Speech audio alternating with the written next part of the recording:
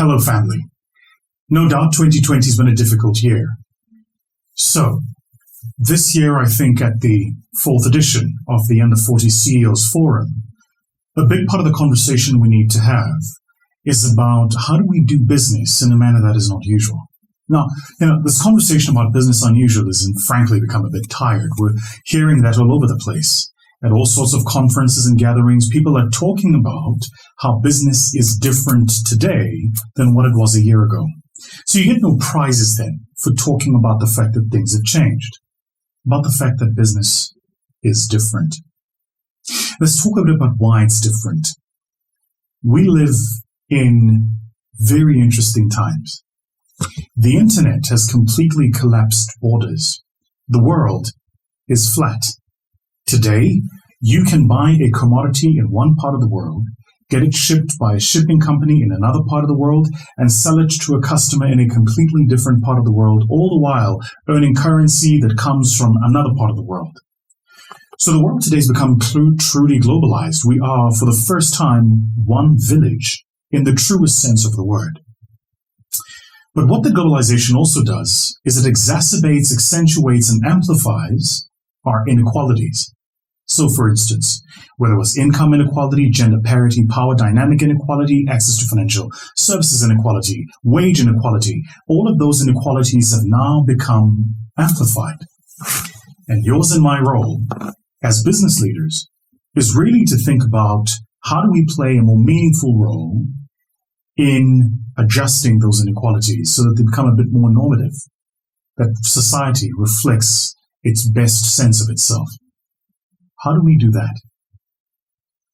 I think we often think about this thing called a business, this economic enterprise of creating a product, adding value, and selling it to client in the most myopic sense. We really tend to think about it in the sense around how do we make profits.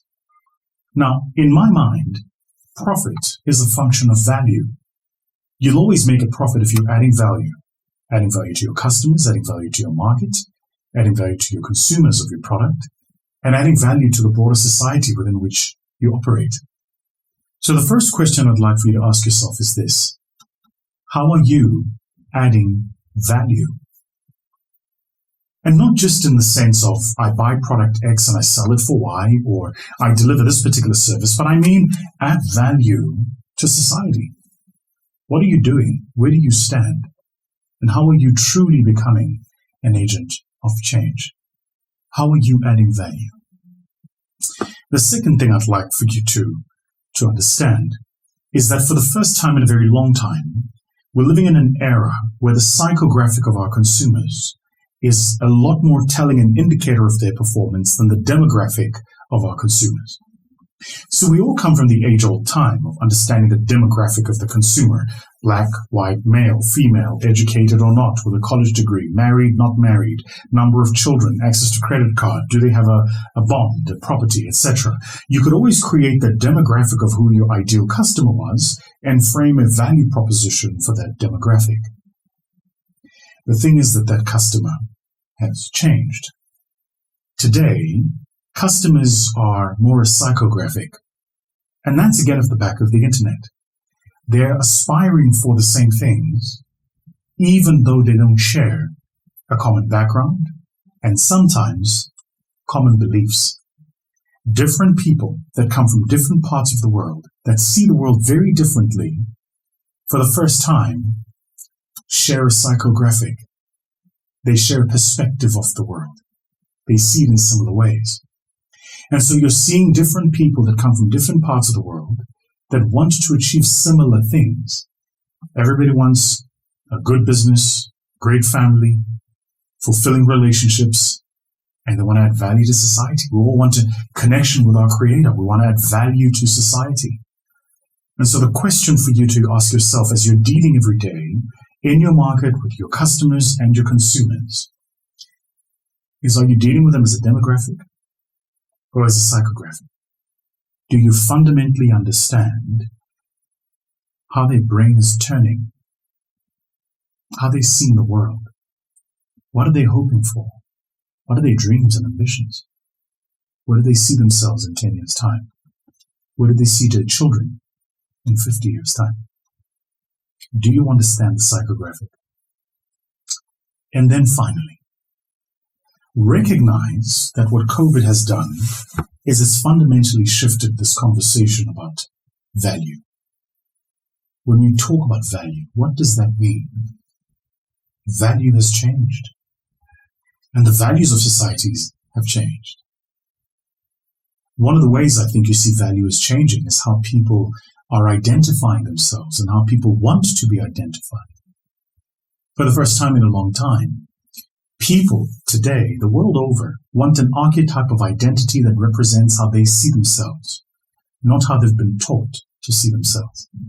And so the reason you're finding movements like the equality movement, or Me Too, or Black Lives Matter, or the color movement around the LGBTQIA plus community is precisely because there is a population in our time that says, I want to be seen for who I am, not for who you want to see me as. So value is changing around this construct and idea of identity. Secondly, value is changing around the power of empathy. I really believe this. 10 or 15 years ago, your ability to do well in business as a business leader was driven in part by your ability to be aggressive and to get things done. We're seeing a shift in that now. We're seeing a migration from that thinking away from can I be the boss to can I inspire? Can I lead? Can I get people to believe in themselves even when the odds are overwhelmingly stacked against us? Can I truly be an inspirational leader? So we are living in this interesting time. Business is not the same. And dare I say, the future is not what it used to be. It will never be what we expected it to be. We're all having to learn to adapt, to learn new skills and new ways of working. We're all having to learn to see the world in a different way. Here is, though, what holds true and honest. If the world is changing, there is only one question for you to ask yourself, and I leave this with you as a parting shot. Are you changing at a rate faster than the world? Because if you are, then you will always be ahead of the curve of change. Or are you allowing your rate of change to be determined by the rate of change in society? That only you can answer. So that's what I wanted to share with you this year. I wish you all the best of luck for the year 2021. To Phyllis, Alu, and the team, thank you very much for the invitation to join you in what was the fourth the Under 40 CEO Forum. Cheers.